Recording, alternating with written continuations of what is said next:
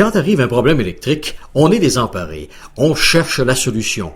Alors ne cherchez plus. Il y a les électriciens du Nord incorporés du 1025 de la première rue à l'Ascension. Notre spécialité, les installations résidentielles, commerciales et industrielles. Une équipe d'expérience qui est disponible pour vous avec 30 ans de présence dans le milieu. Vous le savez, on ne joue pas avec l'électricité.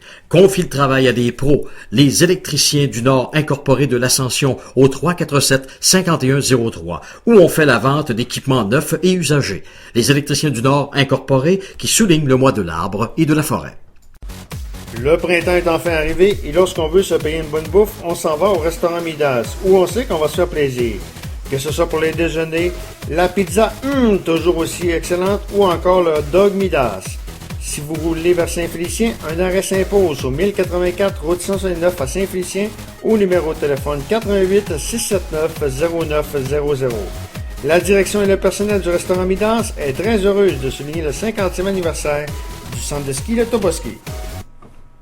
Pour parler de baseball, ça fait un petit bout de temps qu'on n'y a pas parlé. C'est un de nos collaborateurs, Alex Agostino, pour faire un peu le tour de ce qui se passe dans l'actualité dans le monde du baseball. Salut Alex.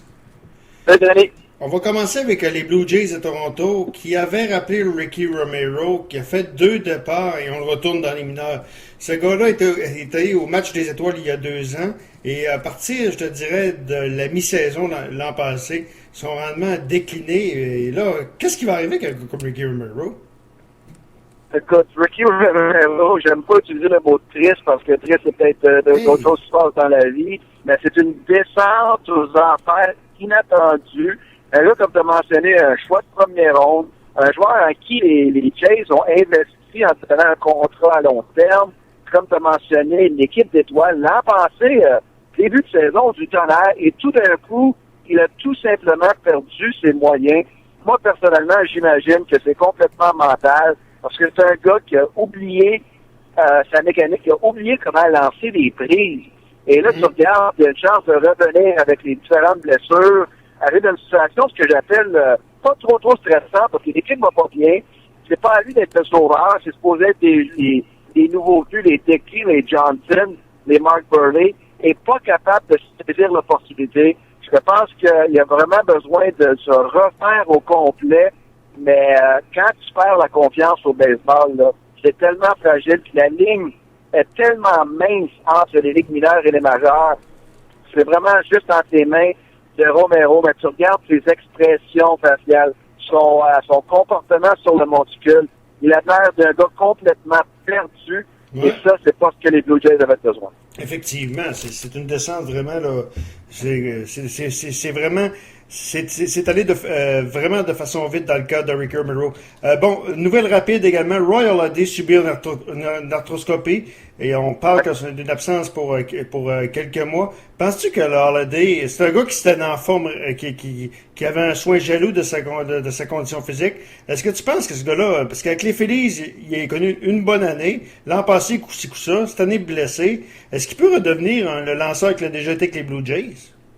Par l'âge qu'il est rendu, c'est sûr que ses meilleures années sont probablement derrière lui, mais en les 3 premières années avec les Phillies, c'est 2 très bonnes saisons. L'année passée, à cause de fatigue, de blessure, c'était une saison qu'on peut appeler moyenne à cause que c'est Roy Halladay. Et cette année, un moment donné, quand tu es rendu à 35-36 ans, le nombre de manches que ce gars-là a lancé, t'as bien beau avoir piqué ici, puis être une machine à l'entraînement, le bras, à un certain moment, il n'est plus capable d'en prendre. Faut que tu sois chanceux de jouer 15-20 ans sans aucune blessure. Roy Halladay, c'est un modèle. Charlie Manuel en a parlé. Si c'est quelqu'un qui peut revenir, c'est lui. Et il va revenir ce que j'appelle réinventer. C'est-à-dire, il ne pourra plus lancer, et même maintenant, il ne lançait plus que 95 000 à l'heure. Il a tout donné cette année malgré les blessures parce que c'est un gars fier et c'est aussi un gars qui voulait en remettre aux Phillies qui me paye 20 millions par année. Et lui, il voulait gagner avec les Phillies parce que les 2 premières années, n'oublions pas, dans les séries, sa première sortie, c'est une partie sans point de coup sûr. Alors, les Phillies sont très contents de ce que Roy a donné. On s'attendait peut-être un petit peu plus l'année passée, cette année, et il a démontré qu'il est un être humain. Puis à un moment donné, peut-être que ce repos, l'opération, un petit peu de réhabilitation vont faire du bien. C'est sûr que la saison est déjà en marche. Est-ce que ça va être facile pour revenir cette année? Peut-être, la façon qu'il travaille pourra revenir, peut-être au mois d'août et septembre. Mais ce qui est encore mieux pour Roy Halladay, l'individu, la tête, c'est l'an prochain. Et il est agent libre. À ce moment-là, les Phillies, on aura une décision à prendre.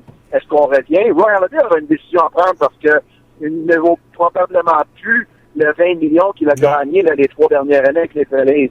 Mais je ne gagerais pas contre le type d'individu qu'il est. En bout de ligne, c'est un gars, je pense, qui reste des années. Il doit se réinventer. Et l'autre chose que je suis persuadé, j'en ai lu un petit peu, Roy Halladay ne voudra pas lancer s'il est un joueur en bas de la moyenne. C'est un joueur qui n'est pas capable de donner son maximum. Alors, si c'était sûr qu'il n'est pas capable de revenir, il n'y a rien qui me surprendrait dans son cas parce qu'il n'y a pas besoin de l'argent pour continuer à jouer. Lui, il joue parce qu'il est compétiteur et qu'il veut gagner une série mondiale. Il n'a pas fait avec les Jays et avec les Phillies 2 fois dans les séries. Malheureusement, les 2 fois dans les séries, on n'a pas été capable de se rendre en série mondiale. Mais je pense que le repos va lui faire du bien, pas juste physiquement, mais aussi mentalement, parce que c'est un gars qui se vide à l'entraînement, c'est un gars qui se vide sur le terrain. Puis quand ton cœur il veut, mais le physique n'y va pas, on l'a vu avec le Canadien de Montréal, il y a le petit cœur, les blessures leur ont fait mal. Ben, c'est un petit peu le même cas de Roy Halladay. C'est à l'heure parce que c'est une saison que jusqu'à date décevante pour les Phillies, mais seulement que 5 parties d'une participation dans les séries au début mai, il n'y a rien de perdu avec une équipe de vétérans comme ça. Peut-être que Halladay, il revient pour 6-7 départs. C'est des départs qui vont aider les Phillies à se rendre comme meilleur deuxième dans les séries, puis il aura une dernière chance dans les séries d'après-saison avec les Phillies. Dernier point vite, Alex, parce que je sais que tu as été pressé. Les Yankees ne lâchent pas. Il n'y a pas grand monde qui les aurait vus au sommet. C'est sûr que la saison est encore très jeune. Sauf que quand les Texera, Gradison vont revenir, Jeter et peut-être même Erod qui a recommencé à s'entraîner, est-ce que ça va continuer? On va être parce qu'il y a des gars qui ont fait le travail à l'absence. Je pense à un gars comme Ly Overby qui fait un travail très honnête. Vernon Wells, aussi Hafner, le frappeur de choix. Donc cette équipe-là, vraiment, à l'absence de plusieurs blessés, continue à gagner. Est-ce que tu penses Ouais. Moi, le premier, je suis surpris parce que j'avais prédit une place hors des séries, une 4e ou 5e position. J'imagine que l'uniforme des Yankees, il doit avoir quelque chose de spécial quand tu l'enfiles, parce que les noms que tu as mentionnés, Hafner, Wells et Overby étaient des joueurs finis d'après leurs équipes respectives dans le passé, que ce soit Hafner à Cleveland, que ce soit Overby qui s'est promené beaucoup, et Wells avec les Angels et les Jays, ils ont rajeuni de 10 ans. J'en suis estomaqué parce que, en plus, ce match-là, écoute, il fallait une bonne année, mais ses vitesses sont pas là. Mais Mariano Rivera de retour. Et des fois, ça prend juste l'opportunité. Tu parles de Overby, qui est très bon défensivement, des Wells et Hafner, mais le problème qui pourrait arriver, c'est quand Granderson, Jeter et Erod, avec leurs 15, 20, 25 millions chaque reviennent, où ils vont jouer tous ces joueurs-là? Comment garder l'harmonie? La chimie. Mais chapeau à Joe Girardi. Hiroki Kuroda a fait le travail. On dirait que personne connaît une saison digne d'une étoile, mais tout le monde ensemble joue bien. Et ce qu'ils font, c'est que les matchs serrés, à cause du retour de Rivera, qui, lui, est encore régulier comme l'horloge, ces parties-là, les Yankees, qui les gagnent. Et les équipes comme les Jays, qui ont été balayées récemment par les Yankees, eux n'ont pas appris à gagner ces parties serrées. C'était dans la 7e manche, c'était en avant de 1 ou en arrière de 1. Les Yankees les gagnent, ces parties-là. Ce que ça me dit, c'est que l'Américaine, il y a une chose que j'ai fait en début d'année. Le classement, là, tu peux le lancer dans un chapeau, sortir une équipe, ce soit les Yankees cette semaine, la semaine prochaine, les Orioles. Les 2 équipes qui n'arrachent, Tampa et Toronto, peut-être pourront devenir hot à un certain moment au mois de juillet. Mais je pense au moins que ça va être une course jusqu'à la fin. Mais moi, mon intérêt, c'est de voir quand les gros canons reviennent, qu'est-ce qu'on fait avec ceux qui nous ont aidés à être en première place? C'est intéressant de voir comment que Girardi va jongler avec. Les Yankees, c'est comme les Pats. Il y a des équipes comme ça. Les Yankees, c'est comme les Patriots de l'Angleterre, des Cowboys de Dallas, c'est des équipes mythiques. Alex, un gros merci, puis un bon séjour aux États-Unis.